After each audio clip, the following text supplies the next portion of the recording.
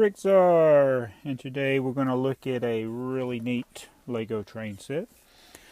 This is not one that runs on LEGO train tracks, it's just a little sculpture. It is the Thatcher Perkins. It's set 396. It's a really neat looking model. I believe this will be the largest locomotive that LEGO has ever made, as far as size, not piece count. But it was made in 1976, and it was part of a series of different sets they made that were more like models or sculptures, those types of things, more like collectors and older builders. It's ages 9 and up on this, but it's set 396, the Thatcher Perkins Locomotive. And this set does come with stickers, the 396 and the Thatcher Perkins. You got them on each side of the locomotive. It does have a drive rod here that is used on actually some other actual LEGO train sets that run on the LEGO track. This will definitely not run on LEGO track. I'll show you why. This is 10 wide, so the wheels are 6 wide, which is too big for the track. This is regular LEGO track here, but so this is the 10 wide. Most LEGO trains are 6 wide. Some hobbyists make LEGO train sets that are 7 or 8 wide. They look more realistic if they're 7 wide, but it's harder to build 7 wide. But this is 10 wide. And so it uses the old LEGO wheels. I mean, trains don't come with tires. It's got tires as well. You could theoretically, I guess, take the tires off and widen the rails and run it on the rails. It would probably scrape because the bottom sits so low there, the bottom of the train. I didn't actually try it, but I think it would be close. And the problem with the LEGO train track is you couldn't make a curve. You'd need some kind of flex track to make a curve because the radius of the inner rail would not be proportionate to the radius of the outer rail. But anyway, that's beside the point. This is just a display model. So let's turn this thing back around. So drive rod there. You got the big wheels. These are old minifigure heads with no face on them.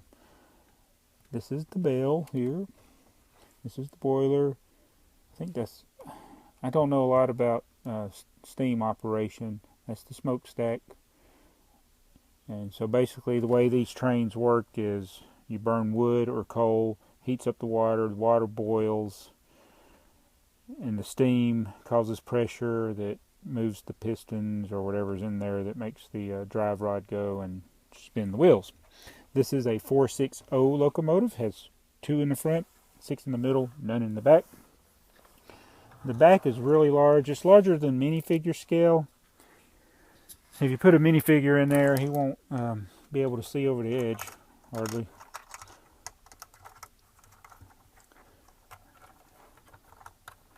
Yeah, you can barely see over. But it's so it's a little large for figures. You can see I don't know if you can see it. On the inside, there's an opening there. Getting the lamp in front of it. It's hard to get the light in there, but that's where you'd be shoveling the coal or the wood. And the Thatcher Perkins is apparently based on an 1863 Baltimore and Ohio Railroad 460 locomotive. You know how I know that? It says it on the instructions. Thatcher Perkins, Baltimore and Ohio Railroad. I think that must be the manufacturer of the train. I don't know. I'm not going to bother to look it up, but that's what it's called, Thatcher Perkins. Now, the instructions are neat. Unfortunately, I got one from Europe, and there are people in Europe that just love hole punching stuff. I don't know why they do it. I guess to put in a binder, but these are large instructions.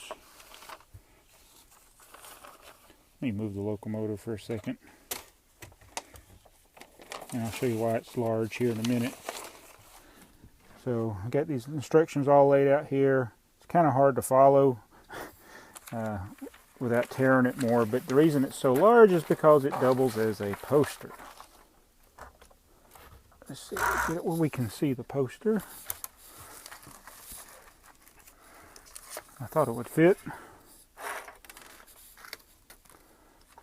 Oh, too much junk on my table. Here's the poster. And they got it sitting out in the dirt in the desert. But that's what the poster looks like. All right, you get a nice box with it. Now my box is kind of worn out, but has nice color photos on it. Shows the kid in the back, on the back of the box, holding his train on the box. So I'm sure this box was a lot more sturdier years ago. And the way he's got it, it's almost like this. Let me show you. The box is like this. That's the upside right. But you notice the printing on this is upside down for the opening. I'm thinking you're supposed to turn it this way to display it. Is that what he's doing on the box? Oh yeah, that's why it's like that. It's a display. You know what? I've had this set for like 10 years, and it's the first time I noticed that. Hold on. Yeah, I should have looked at the back of the box. I've had this set for a long time, probably more than 10 years, and I always wondered why the printing on this inner tray was upside down, and it's because you're supposed to display the locomotive on top of it. It says Thatcher Perkins. It says 1863 on this side, so it's a little display for your locomotive. And I should have kept the camera rolling, because every time I've moved this locomotive, I've knocked off the chimney or one of the front lamps. You got these 3 lamps. I'm always knocking one of these off, one of the minifigure heads up there. So it's not the sturdiest of construction, but it's just basically brick built construction. Real simple. Of course, they didn't have a lot of special elements back then. I never did look up the piece count,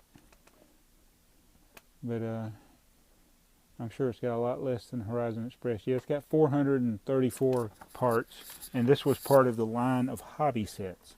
I reviewed one of the smaller hobby sets before. It's the police motorcycle, Harley Davidson. But anyway, this one's pretty cool. I like it. Tell me what you think. It's the Thatcher Perkins Locomotive from 1976, a vintage Lego train. Thanks for watching. This is BrickTsar.